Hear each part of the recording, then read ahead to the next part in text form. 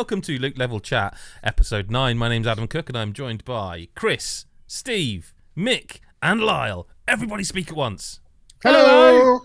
Oh, it's a lovely day. I'm a bit late, sorry. Were you a Who bit came late? in Were late? you... Lyle was daydreaming. Was he? Yeah. I showed him my chest in the green being room and noisy. it stunned him. Don't worry about the noise. We're here. It's episode 9 of Loot Level Chat, the podcast from lootlevelchill.com. This is episode 9, and I'm going to tell you right now it's a special occasion, but I'm not going to tell you why.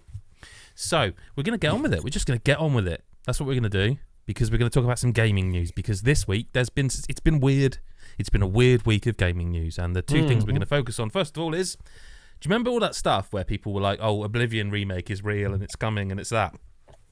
They were wrong. It came the day after. So it came the day after, and the Oblivion... The fools! They looked like right pricks, didn't they? Oh, the fools. It's out now, and Mick's played a bit, I've played a bit. Anyone else? I've watched someone play some of it. You've watched someone, Chris? Yeah. Well, then I think you can I've speak kind of better than anyone else. absorbed it via visual osmosis. So is it good? What would you score it based on what you've watched? 12. Cool. I have Yeah, interesting 3. thoughts Fuck about it. it. Like, 8. Okay. Like, I just feel like you can tell it's an old game. I mean, it is. No, I know, but like... This 19 years old, yeah. Like, What, really? No, Yeah. it's a remaster. Yeah, 2006, yeah. It's a remaster because that's what they've called it, but it's a remake because they've overhauled so much of it. So, as I understand it, and I'm happy in the comments down there to be corrected, but I believe what they've done is this is similar to the Ninja Gaiden 2 one that was shadow dropped also via Xbox, in that the visual overhaul is like Unreal Engine 5, blah, blah, blah, looks fancy, but the actual engine, the game, apparently, even down to some of the original bugs are like still there. Like it's the original code. They left that cock-up in where there's a woman that like does a voice line, and then after she's done the voice line, she says, "Oh, sorry, let me do that again," and then does the voice line again. And they accidentally left that in the original game, and they've left it in the remake, and they know full well it's there. Yeah, because some of the voiceover's been re-recorded. Yeah, so like things like that they've left in deliberately, and it's charming. So do you reckon they re-recorded the fuck up then? Is that what we're saying? Well, no, I think they just left it because it was always there. They never patched it out. So it's a combination of some re-recorded voices and some not. I mean, like Patrick Stewart's obviously not been re-recorded. I would guess, right? No, I don't think that's been re-recorded. No, because it's word for word, and I don't think they've re-recorded that. Did we all have affection for the original? Like, because it's my favorite. Well, I can't say it's my favorite Bethesda game. It's my favorite Elder Scrolls game. I barely played any of it back in the day, to be honest. So I played a bit of it. I played Oblivion. Okay. I think I've played. But what I'm getting played at through is the whole story at least everyone's hyped 3 for times. this, and yet I'm the only one. So has anyone but me finished it? The original, not this one. Jesus, the original. Yes, I finished it multiple. Yeah, multiple times. Yeah. Like I lost my life to this on 360. Like it was. You didn't get games like this on consoles at the time. Oh no! Like Morrowind before it was not on. It was a PC game. PC, wasn't it? Yeah, it was only PC. So this was like the first chance for. I've always been on and off with PC game. It was the first one for me where I was like properly, I'm in on this ground floor, and it was just like a proper addiction for me, and I loved it. So I'm a bit. I played an hour of it. But I played the hell out of Morrowind. One of them on original Xbox as well.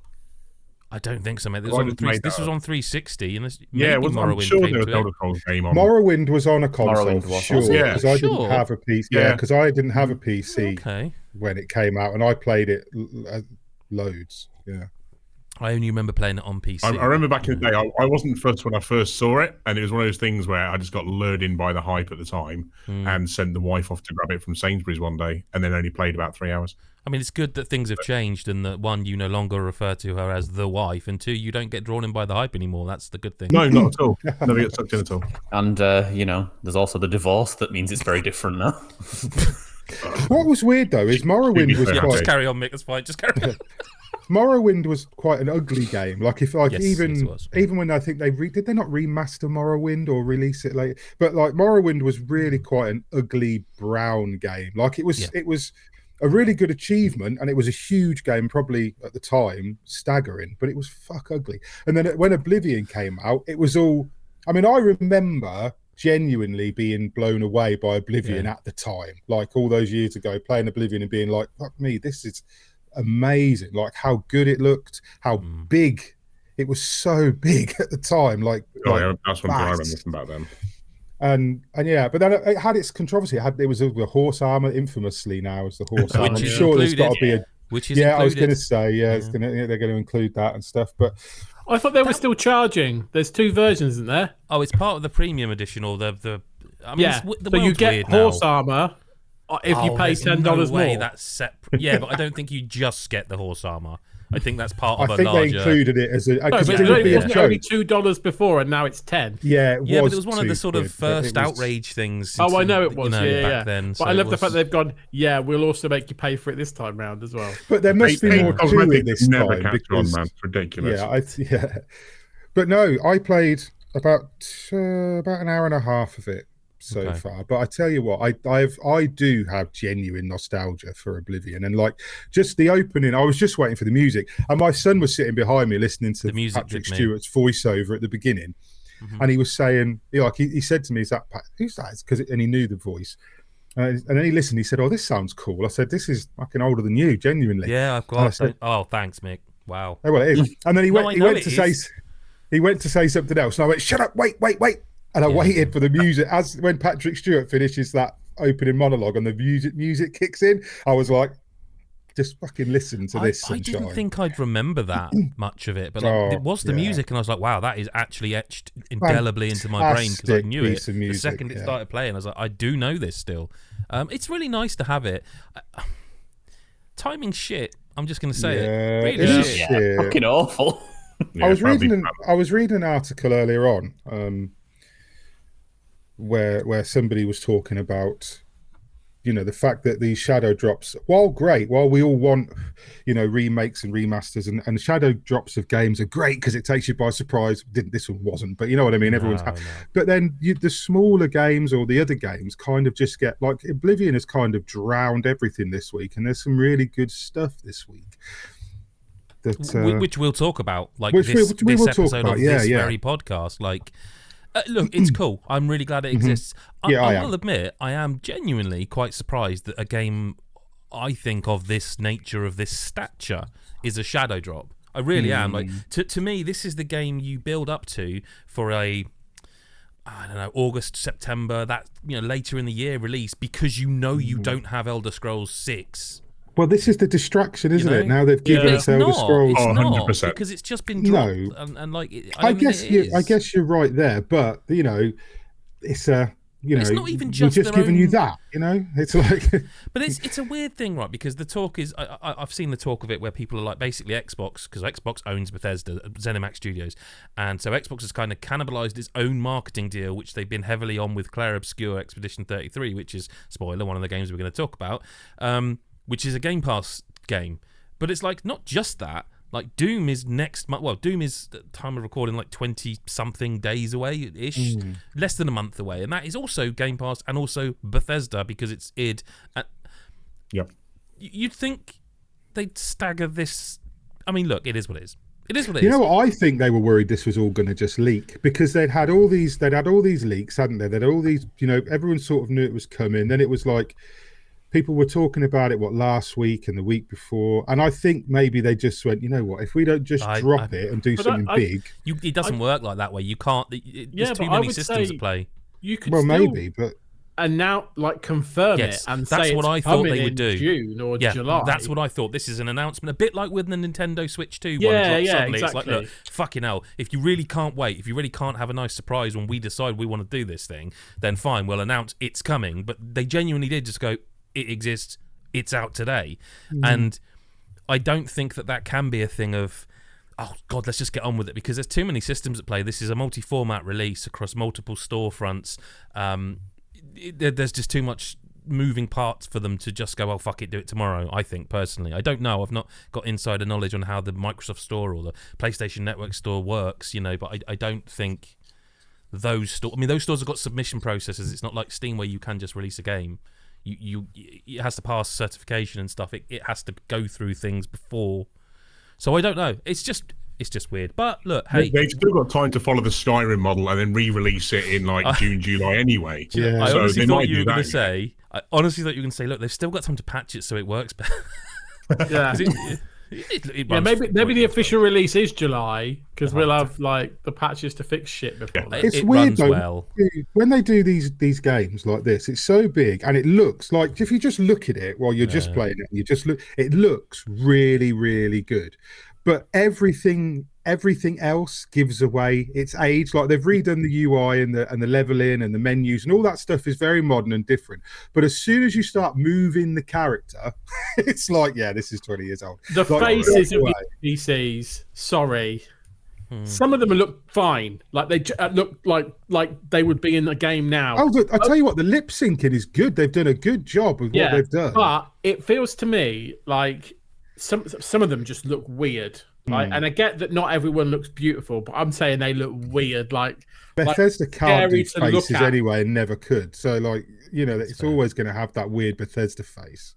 Yeah, but like I don't know. Like it gets creepier when you have to play that smiling mini game, and they all sort of do these weird gurns at you with really, really weird eyes and eyebrows, and then their mouth starts moving in really contorted ways. I'm like, okay, I don't really want to look at you anymore. Stop. Well, look, that wasn't actually the only shadow drop this week.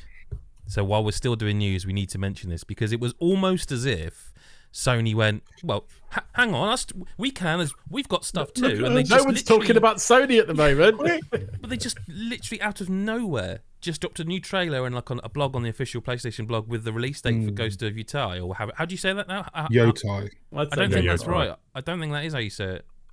I think. No. Well, it doesn't matter. So I'm gonna have to say it 'cause I can't remember how to say it properly. Whatever it is, it's coming out in October. Yotei. And it just seemed weird. I want to know now. People have been saying like Sony haven't got any like first party stuff that we know of, and they kind of did exactly what Xbox did here, where it's like, well, I know it's only our biggest thing or this massive thing, but it's out in October, just saying in case no one gives a shit. Isn't that like, haven't they also got that Phantom Blade Zero? That's coming, I think, this year, and they've only got that. Is Lost Soul Aside? Is that not PlayStation? That's May. Yeah, that's May. So end of next month, isn't it? Yeah, which I'm surprised if it is. Yeah, but that's Sony, not the level of a Sucker Punch game, is it? Is what I'm getting. No, at. Like, but what I'm saying is they could be pushing, but for some reason are not. The industry is changing really as we exist in it, if that makes sense. Well, that's what I mean. The industry has changed, and I'm not sure everyone's 100% sure what they're doing at the moment. I think is the truth of it. But at least we know when it's coming. You know, I mean, you guys are super excited. I'm excited for that game. Like, you know, early 2026. Yeah. I don't think they would announce it to drop it again, would they? Yeah, because no one ever does that. Yeah, I don't know. Yeah, it's a long way till October, is what I'm saying. Sony doesn't usually give a specific date, something tariffs, something. Yeah. All I'm saying is we'll see. But yeah, if it's this year, that's great because there's not an awful lot announced, is there, for the back end of the year yet? So at the moment, that's when Mario Odyssey 2's dropping. No, it's not. Nintendo are going to stomp over everything. That's the reason I suggested that Sony might end up delaying because I think Nintendo are going to own the back end of this year. Oh yeah, for sure. Got to dodge Kirby Air Riders, let me tell you. Yeah. Well, there is Metroid Prime 4. We don't know a date for. No, I do think that'll be later than we think. It's only been in development for 25 years. What's another one? Yeah. But don't you feel, Chris, and I know we're not talking about the game, don't you feel you'd rather wait until it was absolutely ready? Oh, yeah, 100%. Like, there's no rush. I've been waiting my whole life. I may as well. I mean, I played, another 20 minutes. As well. We played a little bit of it at the Switch 2 preview event. Like, I just wanted to know it's not shit, which it isn't, by the way, at all. That's all I wanted to know. 20 minutes, normally you'd be like, I wish I could just play more. But I was like, fine. That's all I needed because now, take your time. Whatever you need. Because Nintendo do like to drop a banger a couple of weeks after a Sony exclusive, don't they? They did it with both Horizon games, if I recall. You know, Breath of the Wild was around Horizon. Well, I think part of that Sony does to themselves, don't they? They just go, when should we launch this? I don't know, fucking 2 weeks after fucking this. Whack it in October. Oh shit. Yeah. Well, let's move on then to talk about the games we've been playing, and we'll start with. It's probably the biggest one. It's out on Game Pass now. It's on PlayStation, PC. Clair Obscur or Obscure. I don't really know 100% how they want you to say that bit. Expedition 33 is the shorthand for this game. With a French twang, maybe? Yeah, Clair Obscur. Yeah, I mean the soundtrack sings it a lot. Yeah. Yeah, the soundtrack. Yeah. Oh. Well, Mick, you and I have finished this. It's all right. We have. Good game, isn't it? Yeah, it's bloody good. It's a good game. Yeah. I'll be honest, really... right? I'll start by saying there's been periods along the marketing for this where I've sort of gone up and down. Like it's always been a game I looked at and go, are you just making a game for me here? Like it's one of them. But there's moments where you think, but I think we talked about it. It's like, yeah, but it's also a debut game from a studio, so you're sort of going, it's rare a debut game is like the shit. Do you know what I mean? The absolute. I can't think of too many like debut studios that are. Especially when it's like big budget shiny, as opposed to like a first indie, But well, last year, like banger. they did like Shift Up did Stellar Blade, didn't they? That was like a debut, and nobody expected. I don't think they're quite on the same in terms of production values. Let's say and that's not dissing like Stellar Blade. That's a terrific game. Well, no, because Clair Obscur, I think I've heard it called like a AA, but if it's I've heard that too, and I don't quite I think see it's that. a AAA. It's I mean, a just AAA the voice cast alone costs the budget. Is that almost because people don't know the developer? I think the fact that it's a developer and publisher you don't get straight to AAA. Huge. You've got to work for it. Kepler Interactive has been getting very big. I mean, they had oh bloody hell, the driving game that's set in the apocalypse where I can't think what it's called. It recently got an update, but I mean the other game we're going to talk about from them this week, Bionic Bay, is published by Kepler Interactive. They literally released these two games within a week of one another. So they are getting bigger and bigger, and they've had some. They will after this, I think. This is one of the things this week that I really, really hope people just play, because obviously Oblivion's massive and it's making a lot of headlines and splashes. But this Clair Obscur Expedition 33 is it's one of those games that it just really deserves attention. Like it deserves to be played. Like this is a game that is not. Like it's not like pretentious, and it's not like there's no fucking hokey. It's not hokey. There's no fucking politics in it. Do you know what I mean? There's nothing in it that is like no, but you know what I mean. There's nothing in it that is like let's court some controversy. Do you understand what I mean? Like everything's I see what you political mean. to a level, but this is not a game that's like trying to catch headlines by doing this or doing that, or or it's a game that would have probably failed a few years ago because people would have heard the story elements and the voice acting and felt it was perhaps too dramatic. But I think because they did the smart thing, as you said, and they went and got some like known voice actors who some of the voice acting is genuinely absolutely terrific, like so good. And I think that makes it all work. Adam, what's the elevator pitch for this game? For those who haven't turn-based stayed away from the RPG. media. Turn-based RPG with Final Fantasy style visuals and kind of Final Fantasy story, but it's that kind of turn-based RPG. It's kind of it's like Final Fantasy without the camp. It's Lost Odyssey, but with the combat that is pretty unique, but still turn-based. But the one I would say it's analogous to is that. Because the game that I felt really started to make it popular in the turn-based RPGs was the South Park series, when they finally got good with Ubisoft, and you had a lot of it was all turn-based, but they all had like a secondary part of each attack, which was timing-based for parrying, for adding strength to your attacks. This is that times a fucking million. Like there are, I think, I don't want to say how many. There are several different mechanics to negate damage, and whilst it still is a traditional, I guess, turn-based game where you need to build up your AP action points, you get experience from battles, you level up your skills. It is that traditional thing, but it is done in a kind of where Final Fantasy went off and has gone more action-orientated. I feel like this is more like Final Fantasy VII Remake, Final Fantasy 16, but if they retained that original core turn-based system throughout its growth. Which is why that's exactly what I mean. That's why when I was like, that's what I want. That's what I want, and that's what I always wanted Final Fantasy to carry on doing. So that's a winner for me. That's what this is. This is 100. Mick, am I wrong? That is 100% what I feel this is. No, that's exactly what it is. It's also got like I said, it's a bit like Final Fantasy minus the camp. Like there's some bits in it, like there's some comic relief in there in places, but it's not a comic relief game that is like. it's not a comic relief game where there's a joke a minute or the characters are constantly quipping. Like there's none of that stuff in it. If the writing is really intelligent and really, really, really well acted.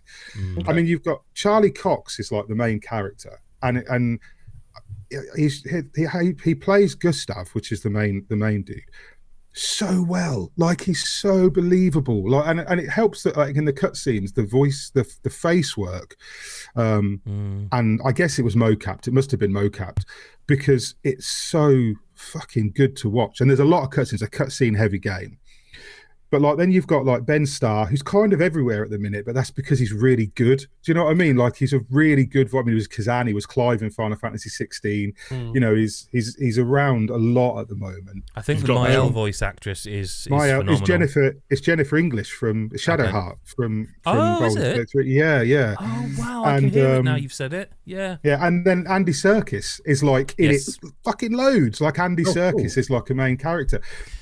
And like so the voice work is just it's phenomenally well put together. But it's not like so the story, I don't know if anybody knows the story. Like you really have to be careful because it's I was going to say I'm on alert here to go Mick. But no, so basically the story is it's like a steampunk version of Paris. Like it's not Paris, but there's an Eiffel Tower. It's all very French. Everyone, Lumiere. Everyone's got French names. They speak French. They swear in French all the way through it. Putain and merde. It is a bit odd. That part is slightly odd. One of the bits to me that you say it's not camp, fair enough, but there are some very odd bits like that where there's no one in the game that has a French accent, but everyone they will swear French, and say random French words in like Ben Starr sounds like Clive from Final Fantasy 16 suddenly saying merde all of a sudden and you're like, in a French okay, because it's in a faux Paris but basically they live in this city, and like so 67 years before there was this cataclysm that like broke the world. And it stranded Lumiere inside this dome, and everyone's stuck there. And across the bay, on what they call the continent, there's this giant monolith, and it's been there since the fracture. And every single year, this enormous giant fucking woman stands up, and they can all see her do this, and she scrubs a number off the monolith, and she writes a new number on it. And then at that moment, everybody who's past that age dies. They just die. They just go. So not just that age, everyone past that age. Everyone past that age. No, because no one gets to that age. No one gets to that age. So every year, every year you've got it's called the gommage, which we looked up, didn't we? Yeah, what does that mean? It means to scrub. Yeah. So what happens is every year, Paintress draws a number. Everybody at that age dies. Nobody knows why she does this, but so everybody who's got 1 year left, like so the 34-year-olds all die, and the 30 or whatever. So the 32-year-olds now, because they're next. They go on an expedition. That's what Expedition 33 is. It's the 67th expedition. So it's number 33. Is that am I saying that right? They explain it, don't they? Gustav has to literally, Gustav literally explains it to a character so that the player understands. And just by the way, in case anyone's like worried or shouting spoilers, this is like the first hour of the game. This is in the trailer. This is in the new trailer that was released. I was going to say this is in the review, so if it's spoilers, trust me, this is not. I tell spoilers. you what, there is so and we cannot even mention the story because there are so many twists and it's really fucking clever. And we did. If more of us had played it through to completion, we probably would have done a spoiler cast. It's that kind of game. Like, I mean, to be completely clear. And we can be transparent about this. Like, I think in the review, while you might allude to certain things, Mick, there's nothing in the video review past the first act. No, nothing. Everything stopped before the end of the first act. Yeah. So like, because it just really isn't spoilers. Yeah, and it really is one of those games that you'll play. So I was swept up in it like immediately. I think Adam was as well. Like we were just swept up in it. I think it's a sort of game that if you needed to know, it could frustrate. They don't tell you anything until like the back end of the second act and onwards. Like, no, but the combat's that damn good that I sort of don't care. Exactly, yeah. So anyway, every year the people who've got 1 year left. So she writes the number, people die. Those who know they've got 12 months left now until the next time she writes a number, they go on the expedition. So every year they're all volunteers. No one's forced. This is a weird world. I said it in the review. This is a sort of world where maybe a lesser writers or a different company might have written this world as like a lawless, because it's kind of post-apocalyptic in a way. Like the world is basically fucked. Everyone's dying. Like children know, like you're 6, you're only going to get to 19 and you're dead. Like they know this is coming. Everybody just knows. And to the point where some people refuse to have kids, whereas some people have them to try and, like, for those who come after, they keep saying that throughout. So a lot of people would have written this as like a dark, lawless, but this world, this civilization that's left behind they're built on teamwork. They're built on how can we stop it? Like, what can we do to make sure that the people who come behind us have the best chance at survival? It's really like, they're really hopeful people considering they're very all much kind the of opposite fucked. of the real world. Yeah, kind of.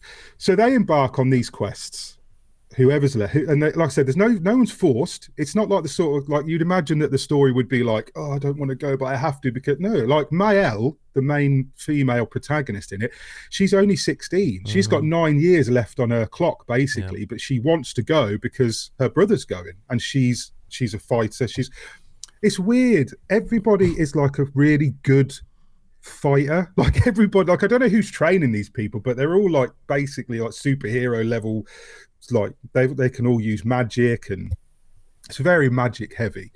But yeah, every year the expedition sets off and they cross the little channel and they go through the dome and they go and try and stop the paintress from doing what she's doing.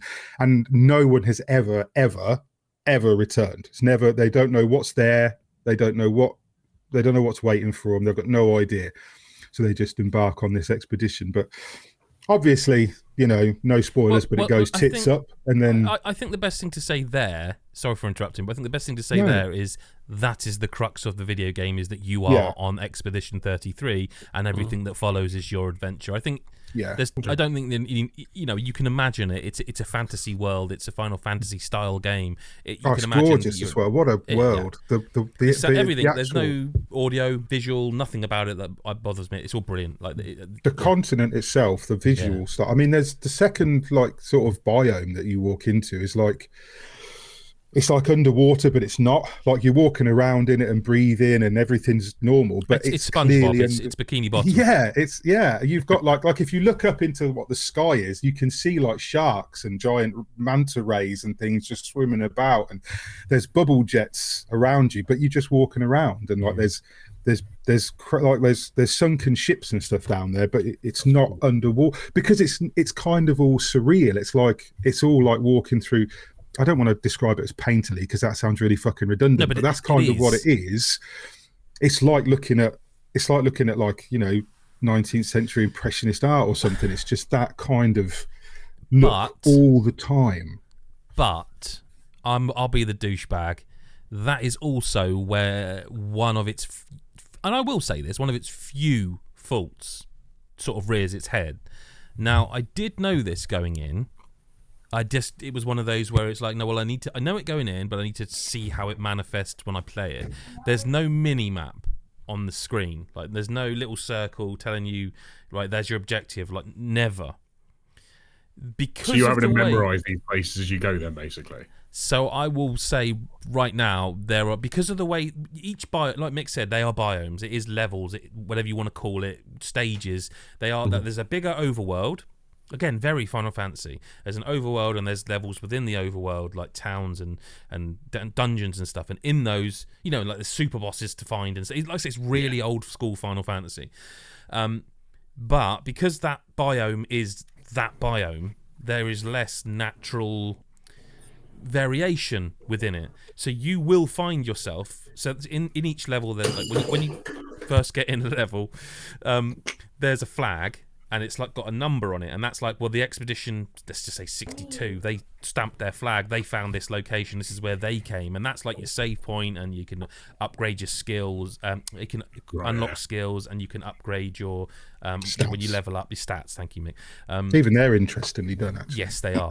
But what you will find is you'll walk off and there'll be a few, it's not like 20 different paths, there's like 2 or 3 sometimes, maybe a bit more, but you'll end up then somehow turning yourself back around and you're like, oh, shit, Yeah. I'm back at the flag.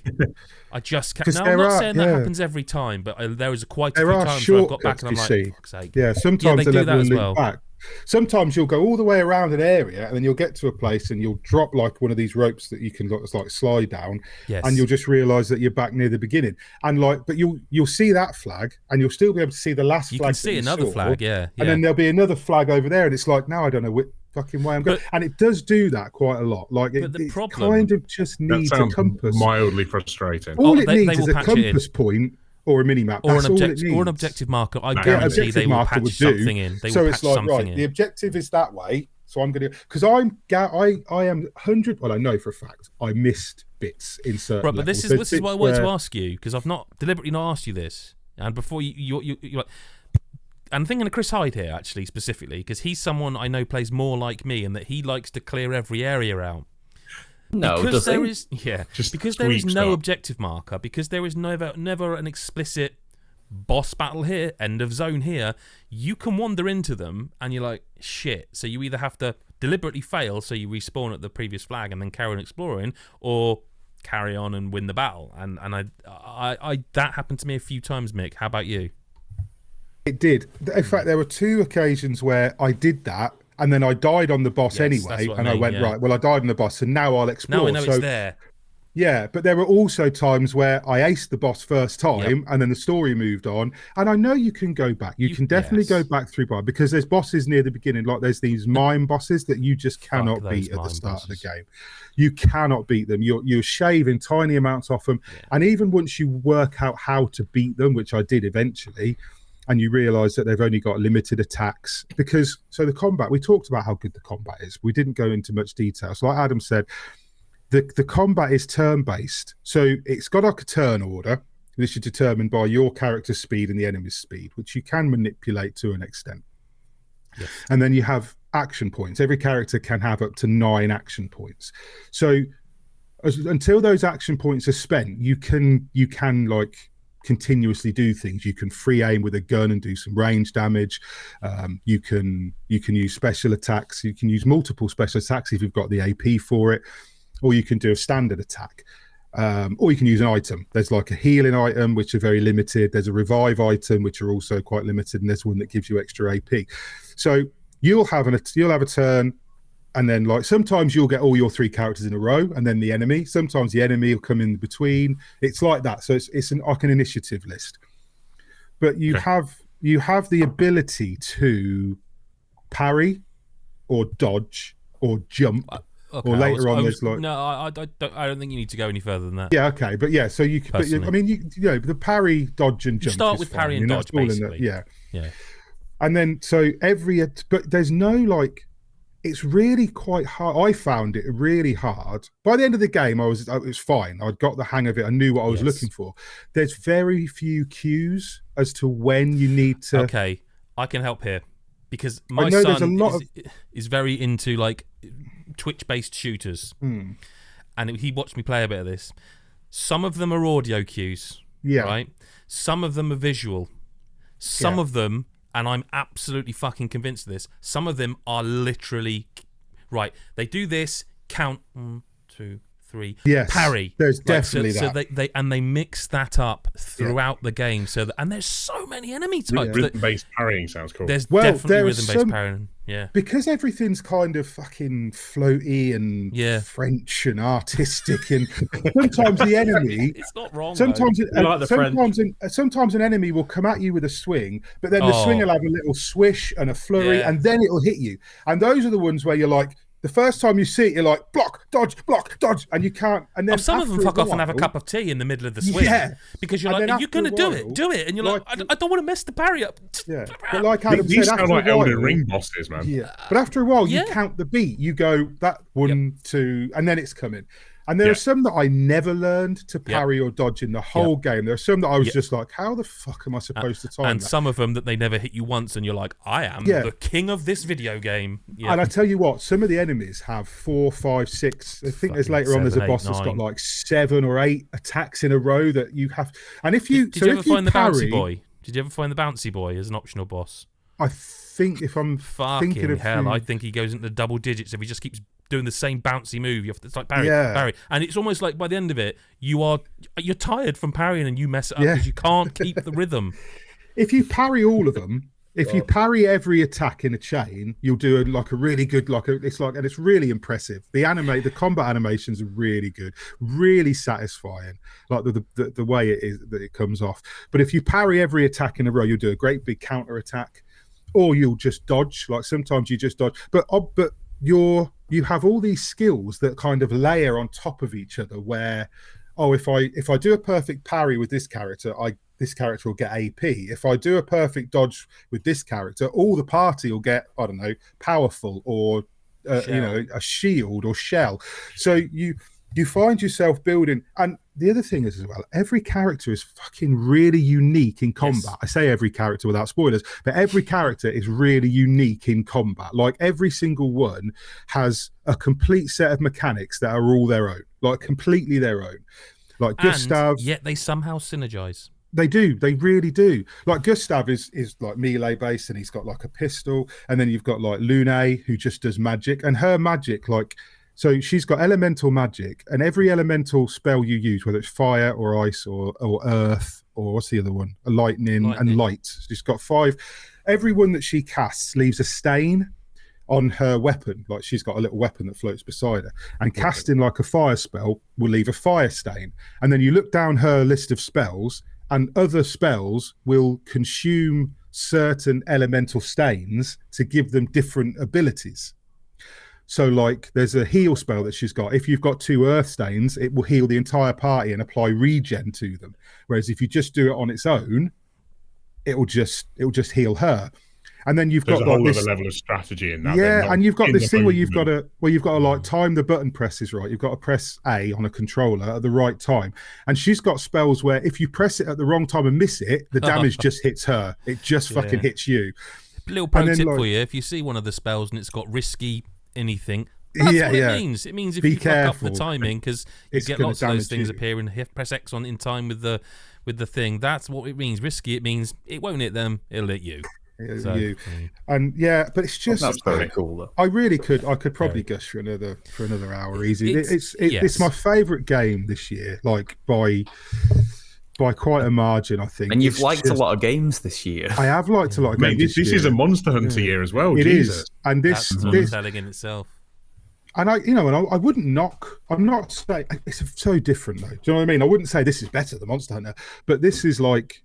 This game, like Adam said, this game like just kind of spoke to me. Like from minute one, this world just drew me in, and I was hooked, like instantly hooked on the atmosphere, the music. I never really care about music in games. I'm one of those people that just I take it or leave it. I don't really mind whether the music's there or not. Like there's some unless it's Oblivion, obviously. Yeah, there's some musical scores that I remember, but this is like every battle. Music, like so many different scores for battles, like different bosses have their own score, the main score, that Clair Obscur song it's absolutely mesmerizing, like the whole game from start to finish. And I'll say that as well, from start to finish, like it took me 30 odd hours to finish the campaign. Same. I didn't do an awful lot of extraneous stuff. I did some of it, but I do want to talk about that before we sort of end on this section. I just wanted to push through the extraneous stuff and get to, because I needed to know the secrets of this world. I had to understand, because there's so many things the game just doesn't tell you. And it keeps dropping these little hints and little things that make you want. And I had to know what the ending was. I had to understand. But it had me, the atmosphere, everything about it just wrapped up into this absolutely fucking just phenomenal world to be a part of. I absolutely, probably one of the best games I've played in a couple of years, I'd say. Like for me personally, as obviously. No, I don't disagree at all. I think the great shame I'll take away from this game is I think there's a 10 out of 10 game in here. I don't. It's not quite. I would have 10'd it for a mini map. That would be. If I think that is amazing. I know it sounds really sort of mealy mouthed, like it hasn't got. It really is quite a big deal. Like, and it doesn't. It's worse on some levels than others, but it really what it does is it sort of rubbed against me in the way I play these types of games, and it really made it very difficult to know if I had, say, 100%. I would have even, do you know what? If they really feel, and it's a design choice thing, and I genuinely think they'll patch some sort of something into this later down the line. But if they really believe it is an artistic decision to not do that, then I would even accept if you could just give me a percentage for, when I look on the map of how much I've done of that, just so I know. Yeah, because I love the world that much, and I think that is a big deal. The mini map thing. I think the other thing, a little thing on the overworld would have done it. Like you hover over a biome and it says like there's 2 of these there's 1 of these, there's 4 of these. So at least you know what you're going in and looking for. That's what I'm saying. Like I would accept that if you won't put a mini map in. The other thing is, as well, as I think the way the overmap, whatever you want to call it, is handled. It's really odd because everything about this game doesn't feel like a debut game. It feels like a really experienced team of developers. It feels like a development team at the peak of their, this is like the 4th game in a series, and they finally, it's like Assassin's Creed 2. You know what I mean? They've nailed it. And yet when you get to the bit, I would have 100% of this game during the embargo period. I would have gone back and I'd have played. They say there's like 30 hours of game and 30 hours of side quest, and I believe it. I believe it. I would have done it. I would have gone back and done every single bit of this game. It's kind of a chore to go to areas, and even once you unlock traversal abilities that let you get there quicker, you can never actually just go, I want to go to this place called the Red Forest and I want to select it from a map and fast travel to it, go in there and do that. You can fast travel to flags inside of a dungeon. That's the frustrating thing. There is fast travel within the game, so they could easily have put fast travel in. It's more than that for me. The problem with it is that you'll go to an area, you'll whiz around the map and you'll find an area. I've not been here. Cool. I'll go in. Some of them will go like danger, and you're like, okay, I'm not high enough level. And when you get to one of these like danger areas, you can't just get back to it again later. You have to then like physically go to it again later. Right. Okay. And you get to other areas that are perhaps just more difficult. They're not danger, but they're more difficult than you'd want them to be, and it just means I found that I was never able to settle on the part of the end game content I wanted to do. Like I never found a dungeon that I was comfortable with, because there's no obvious, aside like when they are just too high a level. You even go to a place and you'll see like an enemy just, like in the world, like you would in a Final Fantasy VII, like the ultimate weapons, and you'll see them, but you won't really 100% be sure they are that kind of difficult enemy, or they're just wandering around the world until you get your shit kicked out of you. And it just feels like, again, you've made this amazing world that I want to do every single bit of, and I would platinum this game, I think, if I had the time. But you make it quite difficult for me to do it, and I don't know if that's just me, Mick, or no. So there's a bit where, like you said, later on you can fast travel. There's a bit where you reach a point where you can leave a biome and go back to the map whenever you want. You get an option to return to the continent. It comes quite late in the game. All of a sudden, you can because you can camp when you're on the overmap. You can camp, so you can talk to your companions. There's like they've all got backstories. As you raise like your relationship level with them, you unlock special attacks that you can do and things like that. So it's got like this extra stuff.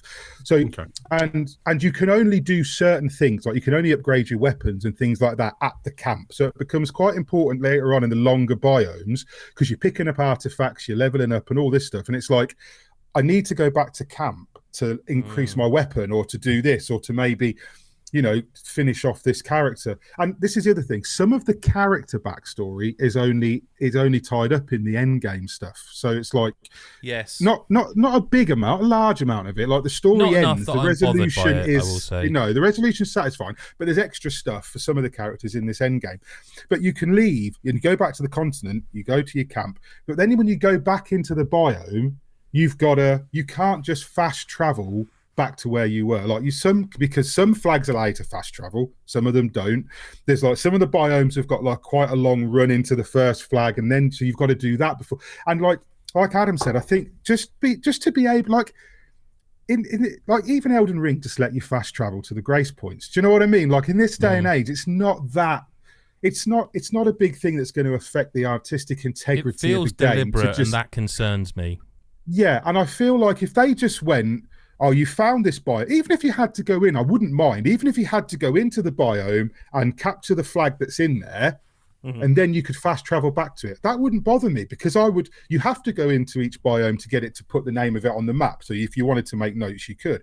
But even if they just allowed that, and then so you could go to the map and you could click on a biome, and then it would give you a list of the flags in there, and you could click. There's no reason it doesn't do that. It would be such a convenient thing, because there are a lot of biomes where it's just a room with a collectible in it. You go into the biome expecting something, and it's just a great big space where the camera kind of goes weird, and then there's a thing to collect. You got to find the thing, and then you leave. Whereas other biomes are there's an endless tower mode that just goes on and on, like an endurance mode that you don't even have to engage with. It's got all this stuff in it, and some of the biomes, I'm not going to say it, but there's some stuff that you find that's I didn't expect to see that in one of these biomes. I didn't expect that to happen, or didn't expect this to be a fight, or this to be a character that talks. All these little things they have, that's so much to explore and find, and then they kind of make it just inconvenient to do so. And I think that is the main issue that I had with it. A completionist, I think, at the end of the game, where you're right, I'm going to go and I'm going to 100% everything. Fuck, where have I been? Where haven't I been? Have I been in that one? I'm struggling with. Is that one red because it's too high a level, or because there's a boss in it that I won't be able to fight? Do you know what I mean? It's do I go and grind and level up now, or do I just try this? Because as long as I parry everything, fuck it, I'm going to survive. Because that's the other thing that it does. You can take on. I took on a couple of bosses on the overmap that were red, and I shouldn't have been able to beat. And when they hit me, they one-shotted me, but I sort of went, I can parry that. I know how to parry that now. And I went back in and I fought them and I beat them. And I probably shouldn't have been able to, because you master the parry mechanic. Because you've learned the system. Hours or whatever, you learn the system, so you can overcome it. But that sort of stuff, and to me, that's really cool that you can do that. That's really cool that you can go, I know this guy, I shouldn't be able to beat him. But by pure skill and perseverance, I'm going to beat this boss now rather than go and grind. But then if you do want to go and grind, it's fuck, where was that boss? I don't even know where he was. There's nothing on the map that shows me where he is. There's no compass point I can follow. You could open quest, a journal, and just go. None of that. There's none of that. No. And I think it sorely needs that, because if it was just a linear 30-hour linear story, A to B, and you played the story, you played the campaign, you finished it, there was no overworld, no extra, then maybe you'd get away with it. Maybe you'd say, it doesn't need that stuff, I can live without it. I know some of the levels have a trail of glowing lamps, and that's the way to go to the boss. Sometimes you'll see the boss and you'll be like, that's obviously a boss, there's a flag there in a big room. I know, because I'm a gamer, that's a boss room, so you go and do something else. But it doesn't always do that, and you can, quite like Adam said, you can quite easily just go, fuck, it's a boss, and now I beat the boss, and now I've finished that storyline. I don't want to go back through that whole biome in case there's an item I missed, or so I think it just giving you an objective I've never marker. left so many sort of, I hate to call them side quests, because as you said, there's no journal to log them, but they are. I hate to say it, but I've never left so many side quests uncompleted. Because again, there's characters I met at the beginning of the game where you run into these NPCs out in the world, and they talk to you and they say, I need 5 of these. And you go, yeah, no problem. I did one of them. Yeah, exactly. And then fucking 12 or 13 hours later in a different I couldn't even tell you where half of them are anymore. You find one of these things and go, who the fuck wanted that? Who was asking for what? Somebody wanted that. No idea to this day. Nothing to refer back to. Which of those NPCs wanted that. And it's really, and you can't even go into your inventory. You can go into your inventory, but you can't look at the item and it says such and such might want. There's none of that. So it's I don't know what I'm doing. But look, I will say, because we can't talk about this game all pod. I will say, I can. I know that other people would like to. I'm sure talk about theirs. I'm sure, but play it. Go play it. Seriously, it's in Game Pass. If you don't, if you only have PlayStation or PC, then I still think you should play it. It's a fucking phenomenal game. The review was 9.5 out of 10, and I know we've runs amazing on Steam Deck as well. I just want to say I didn't put that in the review. You'd be surprised how well that runs on Steam Deck. But yes, go play it. I know we've complained a bit about it, but that's because, as I said earlier, it feels like there's a 10 for me in here, and I think they'll patch it. I really do. Let's move on though. Lyle, you've been sitting there very patiently, I would say. Oh, I'm so patient. That's what I do. I've made little snide remarks every so often, as is your want. Let's talk about a video game you've reviewed, and one that I think every single time I've written about it, or even now on the pod, I'm having to look it up because I never remember the name of the game properly. But it is called The 100-Line Last Defense Academy. Talk to us. I was wondering if you were going to make me say it then, and I was 90% sure I'd have it all right, but not 100. I wasn't not perfect on that. But yeah, basically, this is. Where do we start? It is just say the D word. It's Danganronpa, but it is also a tactics game. Basically, that's elevator pitch, but there's a lot to it. There's the story and the characters and all this.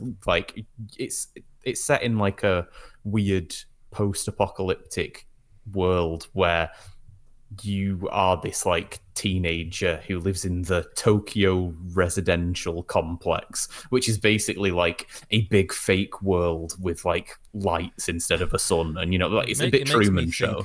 Makes me think of the dome from the Simpsons movie.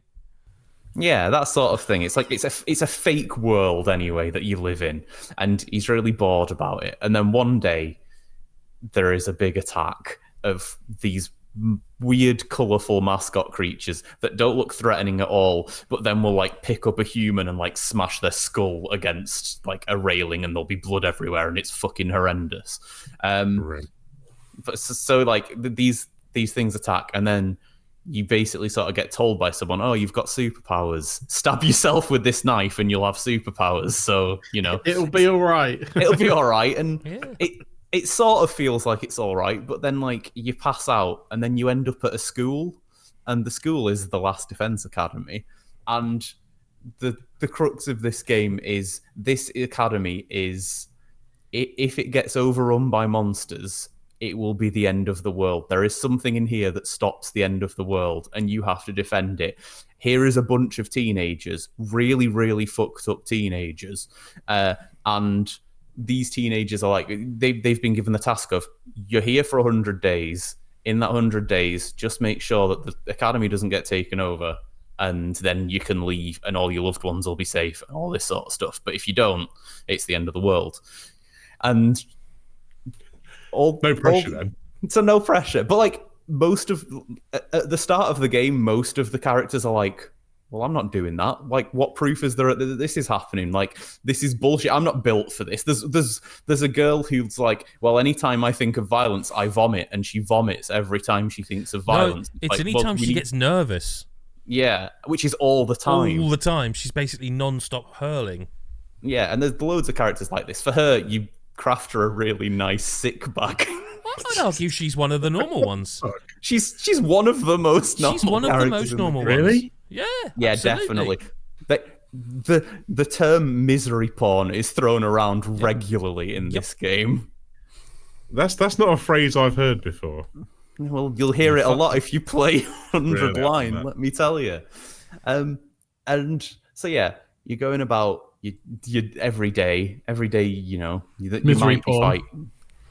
Yeah. That is part of your everyday if you want it to be, yeah. Because you can go and talk to that person and spend time with them, and that's what they want to do, isn't it, Lyle? You can. You can. Horror movies and misery porn. You can craft gifts for them, and you can imagine that the gifts they like the most are the more fucked up gifts. But there's a lot of fucked up gifts and a lot of fucked up people to give them to. But you'll get good little stat Wasn't boosts. one of hers the slasher movie or something like that? Yeah, there was there's a slasher movie. I crafted her a noose, and she was so happy with me. And she's like, oh, thank you very much. Top stats for you. As you said, it's Danganronpa. I love how light-hearted this sounds so far. It's great. Yeah, this sounds like a kind of fucking is, though. riot. It kind of is. Yeah, Is it done with a little comedic wink and it's done with a comedic wink. It's funny. It's like it's dark comedy, but it is comedy in there.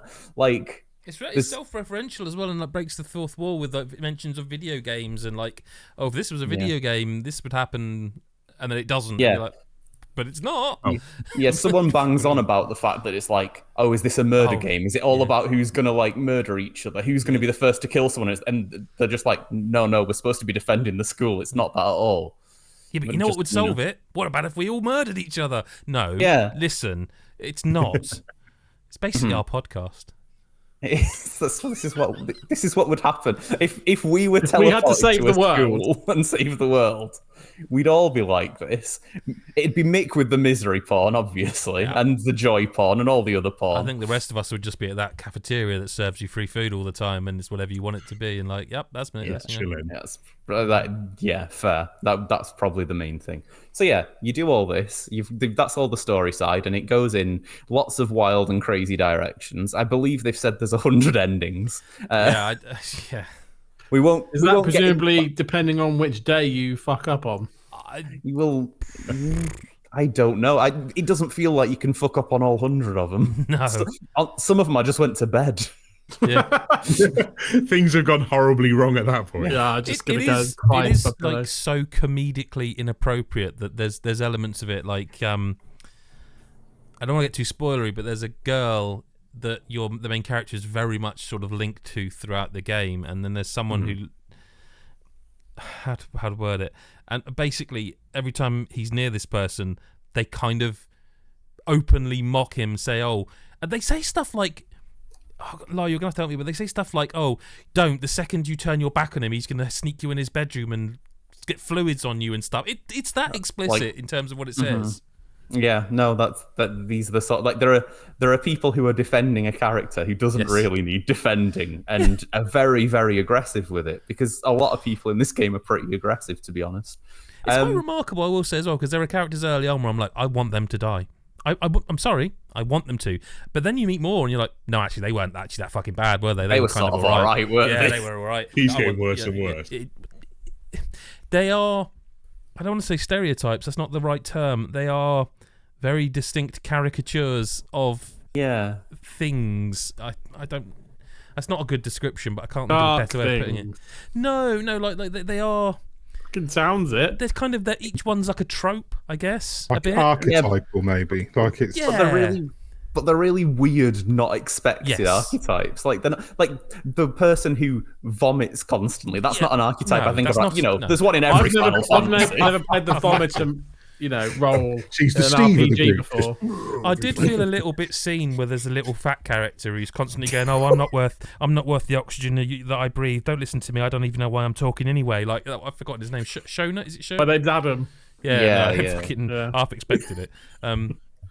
I don't think we're painting it to be good, but it's fucking brilliant. I might install this after all, because I have got it, and I'm just now I'm thinking, because it doesn't look like my sort of. I'm not. I think it actually is. Danganronpa, and I'm not. No, but it's important to say, like, on the way to this game and all that. It's nothing like that. Nothing like that. But Lyle, it's important to note as well. On the way to this game, we sort of had to get through. Oh Christ, what was the Ghost Detective game? Rain Code. Thank you, Rain Code. That I know it's shitting, right. Right. And for those who, like me, played that and were like, well, if that's the way we're going with the sort of spiritual successors of Danganronpa, I'm out. This is not that. That made me want to vomit. No, this is not that. This is what I wanted. Yeah, 100%. It's slightly more fast paced than Rain Code. Very. Does it tell you the same thing 3 times in a row? No, egregiously slowly. I mean, the main thing that separates it from a lot of these similar games is that while most of them are sort of, fairly visual novel-y, and it's not that there isn't, a lot of story in this game, but like alongside that, you have the tactics combat, which is like really, really, really good tactical combat where all the characters work completely differently, have different things that set them apart, and the way it works is like every battle sort of almost feels like it's this puzzle of like any enemy that's bigger than like the basicest of basic grunt will give you an extra action point if you kill them. So you're sort of trying to figure out, well, what's the way that I can kill the most of them, use my moves to maybe get more than one at a time, and build that up over and over again to like, you know, Did you get that straight away? Did you get that straight away? Because I have to confess, it's called 100 Day, and you know, each day is like day 29, day 20. It actually did take me a little while to get the puzzly nature of it, and it was then I was enjoying it. But when I realised, oh, hang on, these are like, it's not just a tactics game; it's a tactics game where each fight is a puzzle. And when that clicked, it was like, oh, this has just gone from being good to like, oh, fuck. Yeah. But I don't know if it definitely took me a little while, maybe not like ages, but a good few fights before I was like, oh, wait a minute, that's like, it doesn't explicitly say, oh, kill this enemy and you'll get an extra action. That's what it was for me. It was when I realised, oh, shit, so do that. And I might have spent one action point here, but I'm going to get two because I'm going to kill two of the big dudes at once. So I'm going to get 2 action points back. So it's like... it's almost like Balatro-like in where you get to keep going or something. Do you know what I mean? And you thought you were out, but you can just keep going. Is it like you pick your party out of all the fucking weirdos, or is it like Fire Emblem where there's just anybody that's about joins in? It's basically that, yeah. It's like it's for the vast majority of battles, it will be like there's a few times where you choose, but that's for sort of like different reasons where there'll be battles and you'll only have a few people. But for like any important and like story battle, you will have like basically everyone, and they'll just be everywhere, and that's it. So then you're choosing how to move them around, and like so you've got bit like Fire Emblem. I'm not saying it's like X-rated Fire Emblem. It is like Fire Emblem. I mean, don't do what I do and just don't notice that you've got a whole second fight and a whole second party on the other side of the screen, and then suddenly they all get battered, and you're like, I didn't know they were there.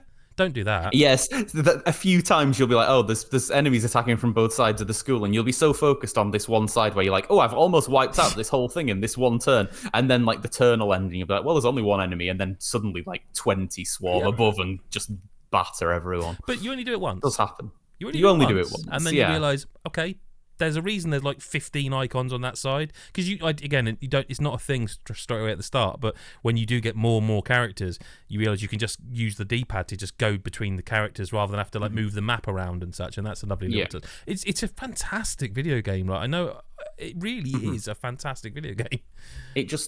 The way each side of it works and even flows into each other is just like, it's so compelling, whether you're, you know, talking to the characters and, you know, trying to figure out what the fuck's going on in this really bizarre world that they're in, this bizarre situation that they're in, or if you're in the combat and you're like, you know, you figure like, and there's even like the combat has some of the fucked up elements, like basically they have a machine that revives them if they die. So like, hang on, before Lyle gets into this, I want you all to concentrate, because what he's gonna say is mental, but it's and I should, just in case anyone is listening to this, trigger warning coming up in terms of certain things. I think I don't know how best to say it, but just in case. Yeah. Now listen to Lyle very carefully. So if you are, basically there's a room in the school which will revive anyone who dies if they are within like the boundaries of the school area. It's so as long as Revivomatic, isn't it? Or am I made the Revivomatic? I want to say it's called that. I'm pretty certain it's called that. So there's a Revivomatic, and you know, so if anyone dies, they'll come back, and you're like, well, okay, that just means that there's no permadeath, and that's nice, I suppose. And it's like, well, not really, because if any character is like struggling a little bit on the battlefield, you can use a special attack, which you'll get bonus points for, where they kill themselves and do massive damage to like a really big area. And it calls it like a nice attack bonus at the end of each battle, where it's like, it's good that they did that. Oh, nice. It recommends at one point in the tutorial text. It says it in the game. It says you should basically kill yourself. It says like that. Explosive seppuku or something. Yes, like what? Yes, exactly that. Yeah. And it basically says, do it, have fun with it. And you're like, what the fuck now? And then you think about it and you think like, well, okay, I see that they're telling me to do it, but like, I'm sure that there's some negative to doing it, and I want to keep everyone alive. And like, no, do it all the time. Yeah, I never stop killing yourself. No, he's is my right. advice. At the end That of that sounded a first bit time- creepy then. At the end of that first time, I thought, oh well, it's gonna like penalise me because I did have to because I got 2 of them.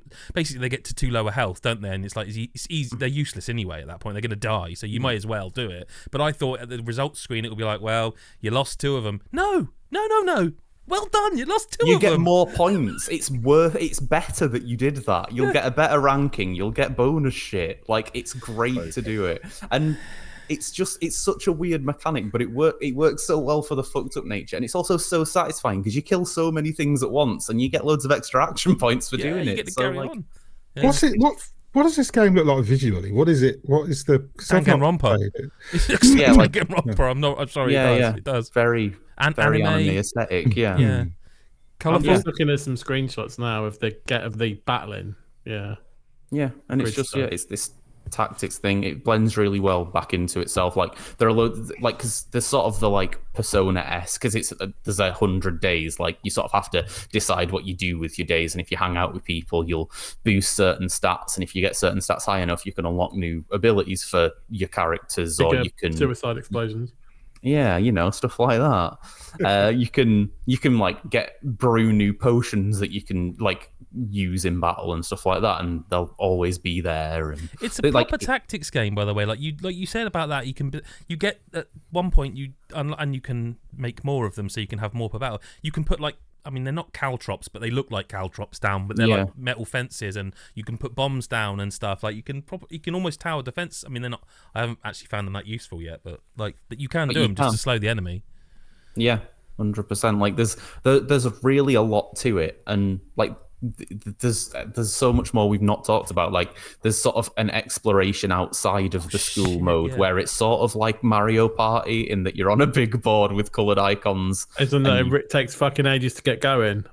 No, it's much quicker. No, it's actually it is not like Mario Party in that sense, thankfully. Yeah, it's just it's a truly fucked up game that is also truly wonderful, and it's like as of right now, it's a game that I will be talking about at the end of the year, no matter what. Same.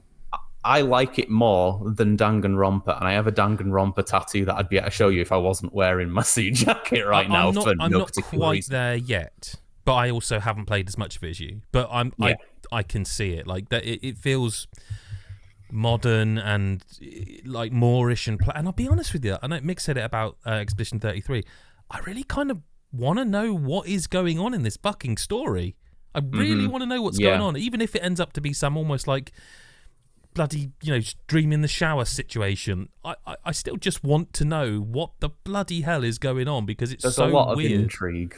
Yeah, I mean we can stick with the intrigue and talk about let's talk about Bionic Bay, Lyle, but I don't think we can talk too long about it because I think we'd end up spoiling too much of it. But it is worth a shout out because again, Kepler Interactive publishing this as well as Expedition 33. Bionic Bay is a 2D platformer with a limbo. It's weird because you look at it and you think it's a limbo game, don't you? Mm-hmm. Yeah, you do, not. And it's not at all. No, it's. I mean, I thought of 2 games immediately when I was playing it, and then I read your review when I was like halfway through the game, and you had referenced those 2 games. So like we were on the same page there. It's N+ in its movement around, in that it's like it's physicsy, but it's like satisfying as fuck, and like has a really good flow and pace to it.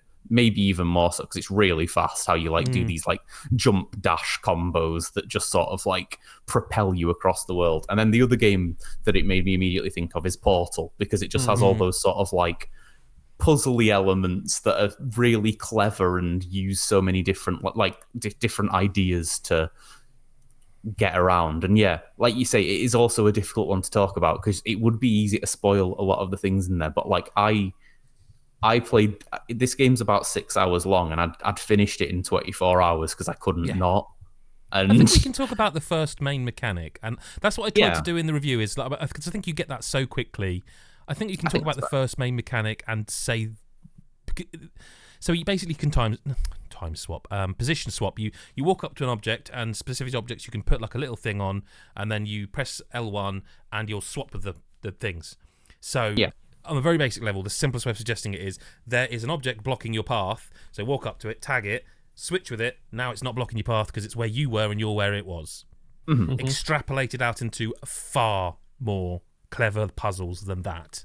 And you'll get things that have like there'll be platforms that maybe don't seem to care about gravity, so you'll sort of be able to place them so you can get across by like swapping back and forth. There'll be massive piles of junk that you'll maybe have to get past, but if you swap with the wrong brick in this massive pile of junk, it will just like avalanche on you and you'll die. You'll get crushed so often in this game. It's the easiest way to die is just you'll be like, oh yeah, I'm just swapping over here, and then you'll not realize, and suddenly your character will be like a pancake under a massive fucking bit of cement block or something, you know. There's a nice moment for me where I got a trophy pop up. I know it'll probably be a Steam achievement. I don't know if you got it or not. Maybe you're better at games than me. Probably are. But there was a trophy popped for exploding 50 times. And I was like, you should have set that way higher, because I'm going to crest 50. I'm going to crest 100 without it too much of a problem here, lads. Like, this is 50's not a lot. Like, and the ragdoll stuff generally is like, sometimes deaths you would be annoyed at. You're not, because of the ragdoll physics are so funny. Yeah, you'll just like you'll get propelled across the screen into a wall so fast that you're like, okay, all right, I get it. I can't speak. The momentum takes you so fast, so quickly, that you just like flying off to your doom to a part that you're never supposed to have gone to, and you're like, I'm just going to fall to my death here because and you should be like, oh, fuck.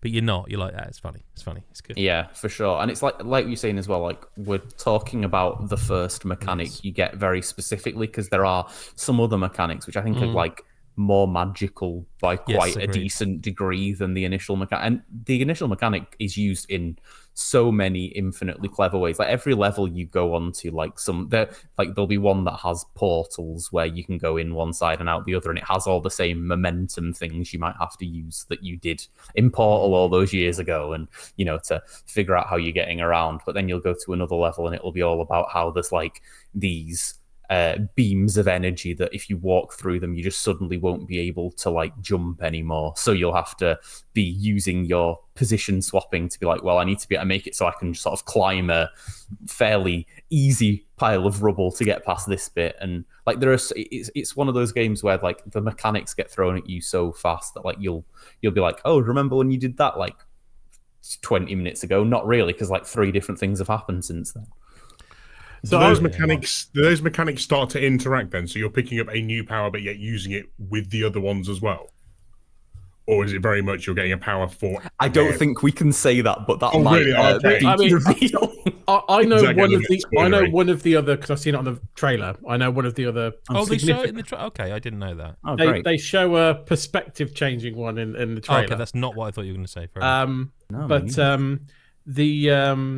The question I had was like, and trailers always do this, but it looks like so like fast paced in terms of your reaction stuff. Does that come naturally as you learn? Yeah, does it come second nature as you're learning the powers and stuff? Because that was I was looking at the video going, I ain't gonna be that quick. No, I'm you'd be fucking old surprised.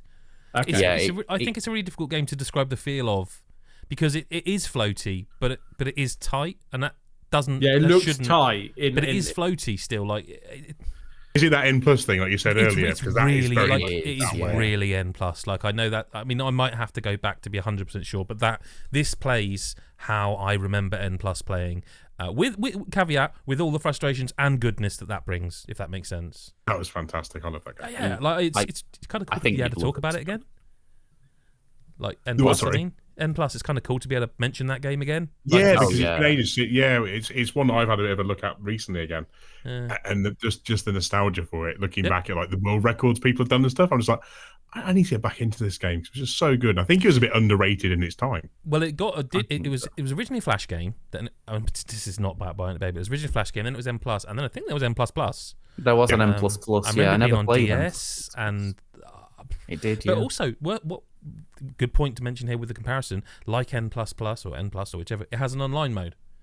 So you can you can finish the story and keep playing it. Like you can, it's got dailies and stuff. And time trials and all sorts of things where you can be trying to, be the best. And again, just like Steve was saying, you'll see times and you'll go, what? I took like double the time, and I thought I'd done really, really well. Someone's done it in 3 seconds. You're like, what the fuck?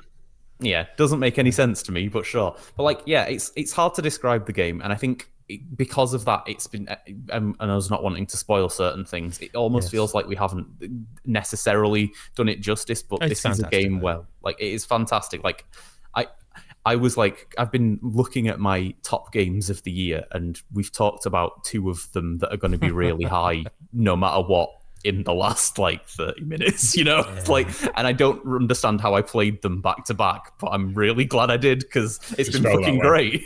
I have to be honest, like, and this is not an arrogant thing, this is genuinely true. Between myself and you guys, it's very rare that a game like completely blindsides us.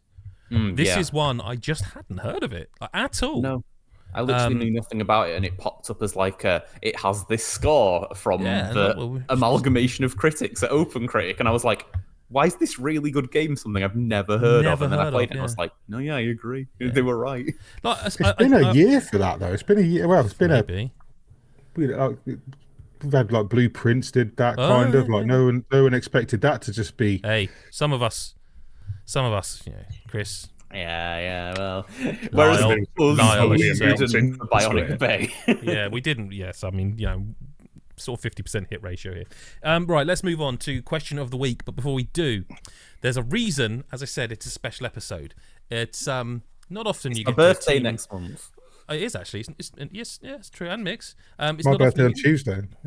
Oh yeah, it's not next month. That's 35. Yep, same. But it's not often you get to go to a team funeral.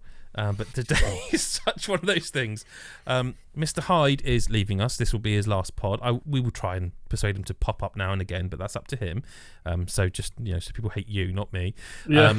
We've got loads of questions for him, but the question section is the Patreon special because they're from the Patreon. So go to patreon.com/lootlevelchill. I just want it on record I used Chris is leaving us as a way of promoting. Yeah. Yes. If you're that excited that I will no longer be here. If he were with us, he would appreciate that. Yeah. Exactly. But he's dead.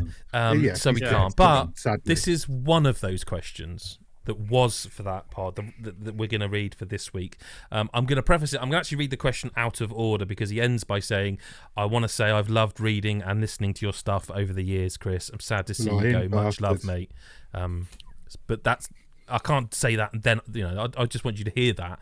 You know, because we've all made a massive effort to look good. Right? That's I just wanted to say that. What advice, Chris? I didn't. No. What you don't know is then for every word I said, I punched a different bit of us on screen, and then to look good, I ended on you. So, yeah. Well, my hair is okay. You still look good, man. You still look good. Always looking good, man. He's always looking good. The question is, and he did say this is for all of us, but this is the only one that works for all of us, really. The others are all for him. Again, patreon.com/lootlevelchill. Find out and listen to that episode. What advice would you give yourself if you could send a message to your younger self when you were first starting out in games writing? Do you want me to go first? Well, the question's for you. Yeah, I mean, I would say, when you're first starting out, normally when you're starting out, it's because you like games, right? And or writing, but mainly it's going to be the subject matter that's kind of grabbing you. So I always think start by writing about stuff that's interesting to you and you're interested in, because then the passion will flow in your words. And if you keep doing that, you'll develop a style that's uniquely you as well. And don't try and be anybody else other than yourself. But the way I say that like it's really easy, because it isn't. You get I have fucking imposter syndrome even now, right? So I would say, but if you focus on something that is interesting to you, keep doing that. You'll have more self-belief that what you're doing is decent. You'll learn the stuff that's not and where you need to improve, because we all learn. But yeah, I think then you'll develop your own style and be comfortable in how you write. And if you're interested in it, that always, I think that always flows through in the words that you use. You can tell when you're reading something when the writer is passionate about what they're saying, for good or bad, whether they really fucking hate something or whether they're really passionate about it in a positive way. So definitely start with that, and then, you know, see what sticks, ask advice, learn from editors and all that sort of stuff, you know, pay attention to feedback. But, you know, quite a lot of advice there, but that's what I'd say. That's how I'd kind of kick it off. Anyone else want to go? Mine's a weird thing because this is still quite a new thing to me compared to you guys, and the thing I'm still learning is try not to worry about what you think everyone else thinks. You know, yeah, I still do that though. Don't try and play to this crowd in your head and worry about what you're putting down there. If you're putting down there is what you believe, like Chris said, write about stuff that you like, write about stuff you enjoy. If you're writing then what you believe, don't worry about what everyone else thinks. You know, people will enjoy it nonetheless. And if people aren't, they weren't interested in the first place more often than not. So yeah, I remember when my little tidbit as far as it goes. No, definitely. I remember when I first did reviews, I was always concerned whether I was scoring the same as everybody else, because I didn't want to be wrong, you know, even though it's my opinion, and by default my opinion is right because it's mine, right? And I think as long as you articulate it, it doesn't matter. But I remember that when I first started, I was like, I gave it a 7. Shit, what did everyone else give it? Oh, but everyone's doing 9s. Oh, thank God, right? So yeah, but now I'm like, fuck it, I'm right. Blueprint's a 10. Go and play it. If you don't like it, you're wrong. So yeah, just fucking yeah. It's good advice, though. It's good. I mean, I think you should. Every man for himself. You should just stab everybody in the back. Don't worry about what anybody else is. Go on. Just honestly, don't be nice. If you really want to be successful, just fucking burn everybody. Is burn this your a way of getting at me for leaving? I feel like this is, son of a bitch. No, it's not. But if you give it advice, you know, my advice is very similar to what you guys have said. But I think you should challenge yourself sometimes. I think that's important to do. And I don't mean that by play stuff outside your comfort zone or anything like that. I don't think that's necessarily. I think it's important that you write about things you don't know sometimes.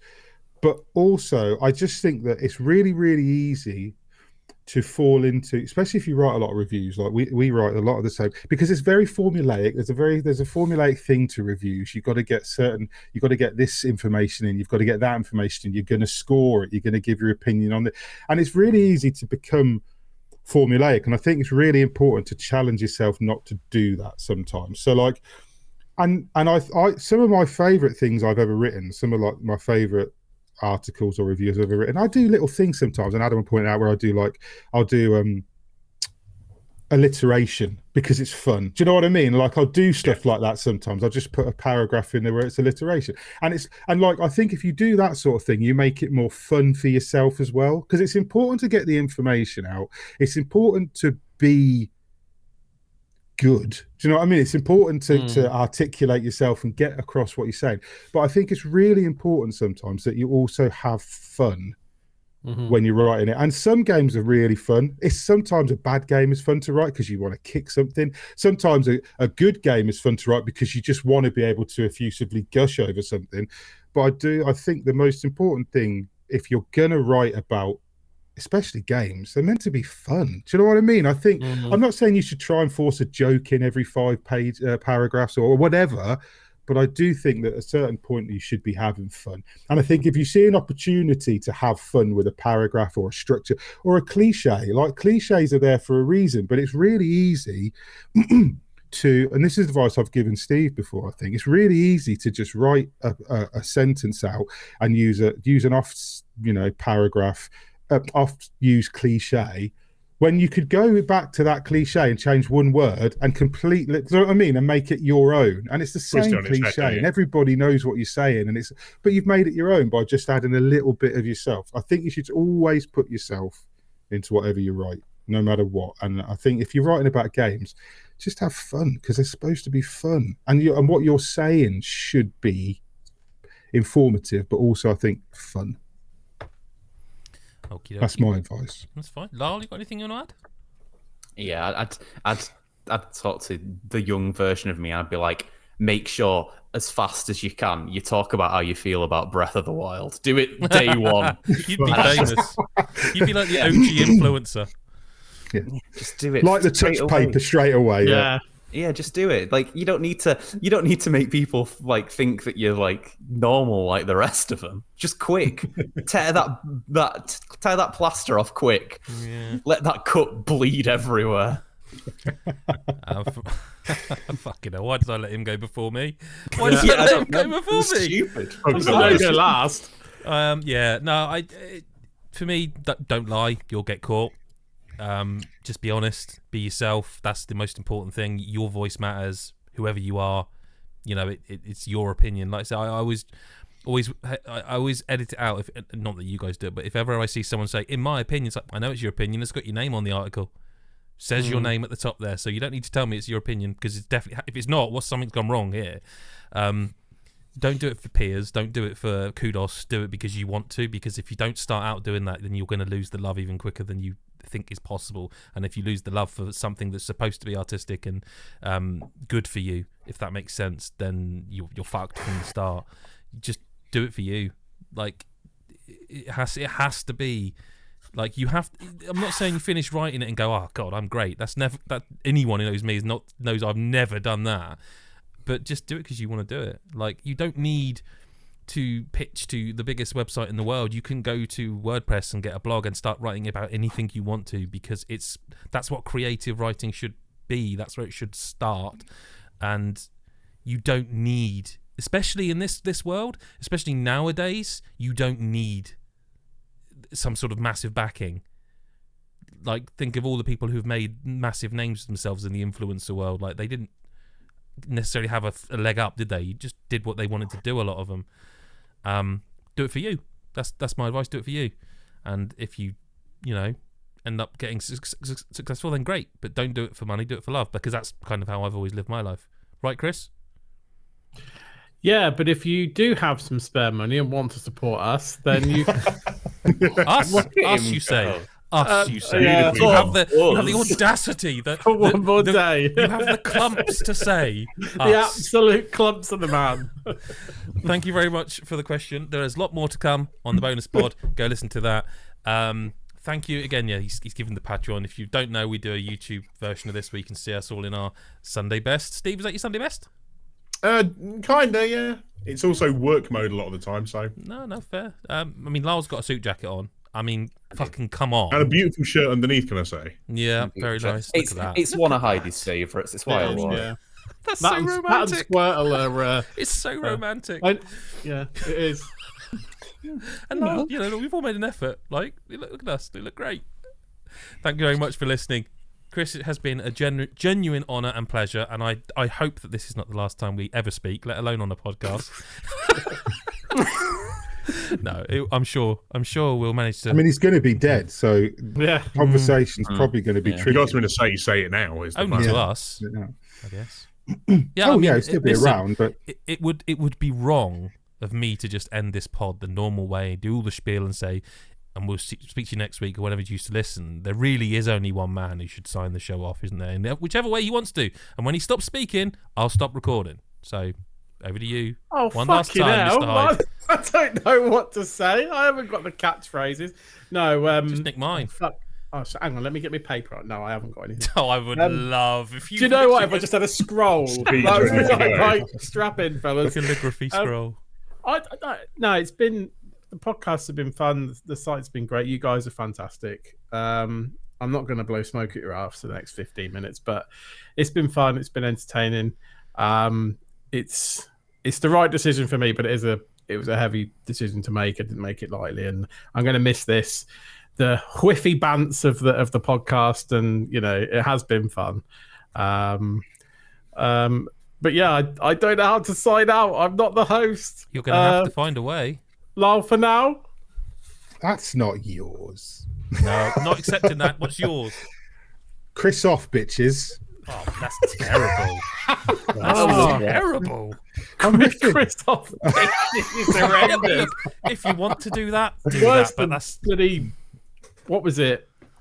It wasn't. Oh, conference room. What was it? Oh, I can't remember. The cottage. I don't know. There's just a bonus pod. It's got to be. Sorry, it's gotta be that's from behind you, the from the scenes. heart. One last time. Chris Hyde, go on, take us out. Love you all. Peace.